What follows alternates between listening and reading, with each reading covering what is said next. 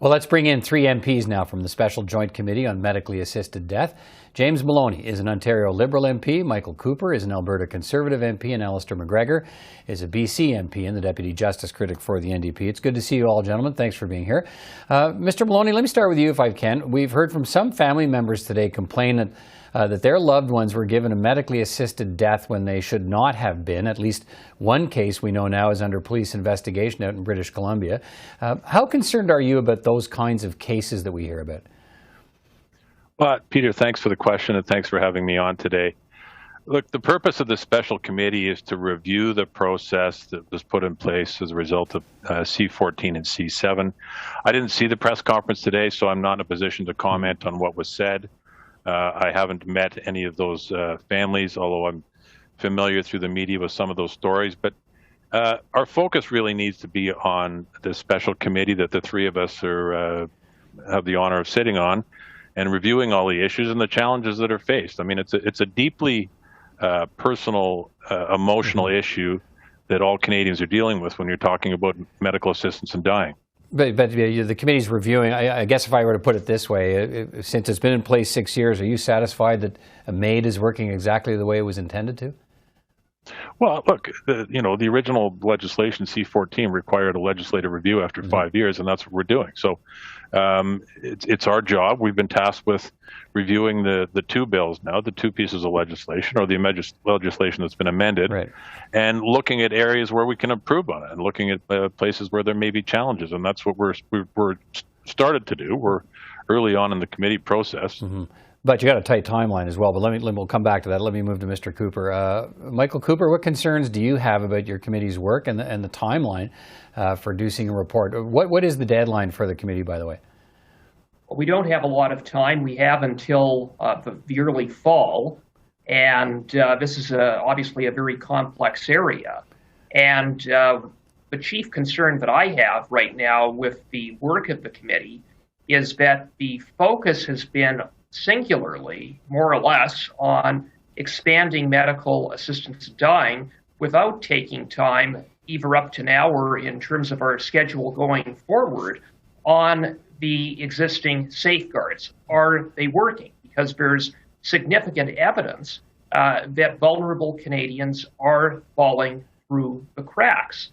That has been documented by the Ontario Chief Coroner's Office, the Quebec End-of-Life Care Commission, which identified non-compliance with the criminal code. But is that... We've seen some very disturbing cases, including one out of London, Ontario, where a 51-year-old woman ended her life after she couldn't find reasonable housing.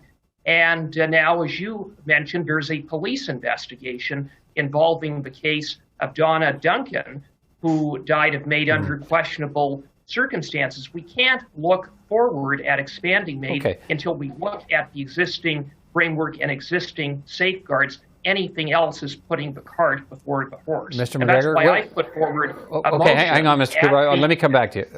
Mr. MacGregor, what's your view on that? Should parliamentarians be looking at expanding MAID, for instance, to minors and to people suffering only from a mental illness, not a physical ailment, if there are some questions about whether the rules and safeguards are being followed for the criteria that's in place now?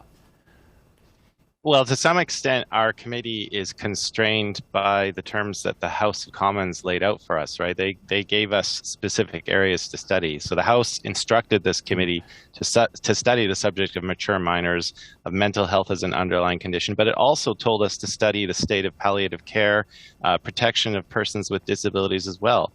That being said, I mean, we do have to meet the House's requirements. Every committee is the master of its own destiny, and there's nothing to stop our committee from taking a closer review of the safeguards, as Mr. Cooper suggests, if we so wished. We've already taken sort of a broad-based look at the state of medical assistance in dying in Canada already. Mm-hmm. If there's room to do further reviews, we can do that. I for one, am glad that we had our original deadline of June 23rd extended to October 17th, because now that does give us more time to look at these issues more in depth and give them the justice that they deserve. Mr. Maloney, you're, as Mr. MacGregor's touched on, I think Mr. Cooper as well, perhaps, your committee is also supposed to be looking at the state of palliative care in Canada and how perhaps the lack of resources relates to the request for a medically assisted death. Are you convinced you'll have time to make, I guess, reliable conclusions about the state of palliative care in just a few months of hearings and whether some Canadians are choosing MAID because they can't get access to proper palliative care?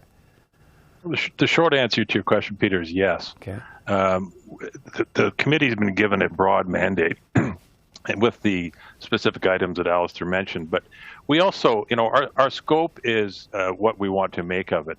So, to Mr. Cooper's point, all of the members of the committee, all of the parties, all of the MPs, all the senators were free to submit a list of witnesses, and we could submit names of people who, from all different perspectives, whether they're legal professionals, medical professionals, or people who have lived experience. And we've seen some of that at the committee already. Mm-hmm.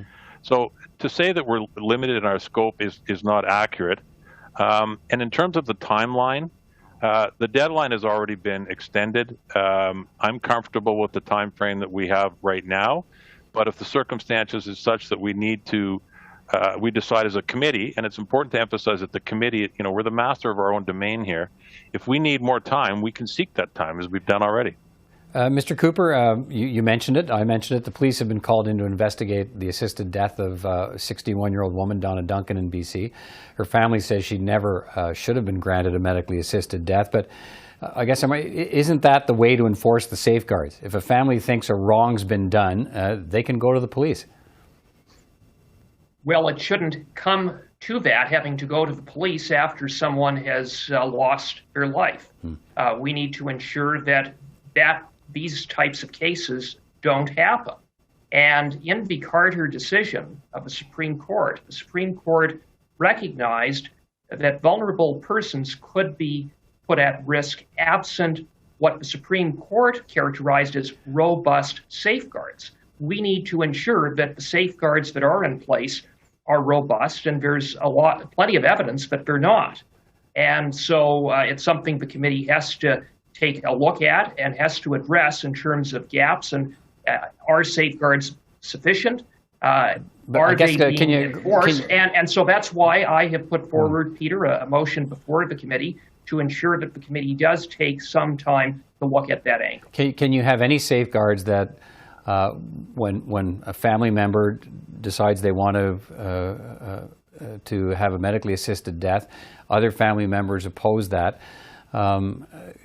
Is that part of the challenge? Is trying to come up with safeguards that don't end up, being family members don't want somebody to have a process or a procedure that person has chosen to have?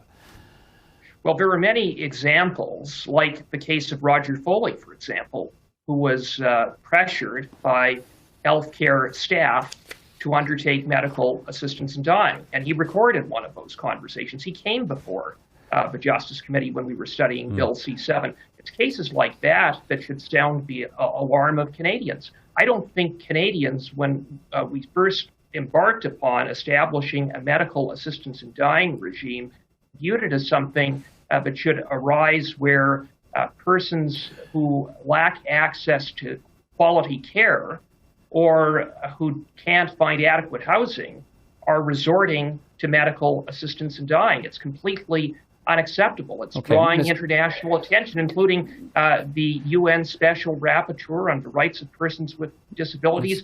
The UK Spectator just 2 weeks ago wrote an article, "Why is Canada euthanizing its poor?" Let me move to your this colleague. Is a very, very serious let me move to Mr. issue. MacGregor. Mr. MacGregor, what are your thoughts on that and some of these challenges around how to demonstrate whether safeguards are working or not?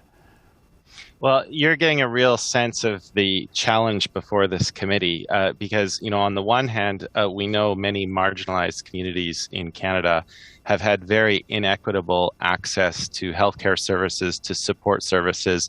And, we just simply exist in a Canada today where we are not doing enough for many segments of the population. They do not have the supports they need to live a fulfilling life.